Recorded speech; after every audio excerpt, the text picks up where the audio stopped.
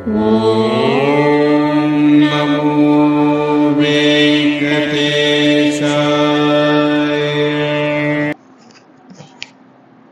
పండుగగా ద్వారకానాథుని వైకుంఠ ద్వార దర్శనం. ఏలూరు జిల్లా ప్రముఖ పుణ్యక్షేత్రమైన ద్వారకా తిరుమల రాష్ట్ర ప్రధాన దేవాలయంలో ఒకటైన ప్రముఖ పుణ్యక్షేత్రం ద్వారకా తిరుమల చిలవెంకన్న ఆలయాన్ని ముక్కోటి ఏకాదశి పర్వదినాన్ని పురస్కరించుకొని శుక్రవారం వేకువజాము నుండి భక్తులు క్యూలైన్లో బారులు తీరటం జరిగింది. వైకుంఠనాథుని దర్శించుకొని అనంతరం తీర్థ ప్రసాదాలు తీసుకొని గోవింద గోవింద అంటూ ముందుకు సాగారు.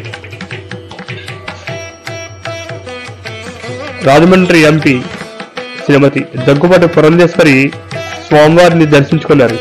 అదేవిధంగా స్థానిక ఎమ్మెల్యే మద్దిపాటి వెంకటరాజు స్వామివారిని దర్శించుకోవడం జరిగింది.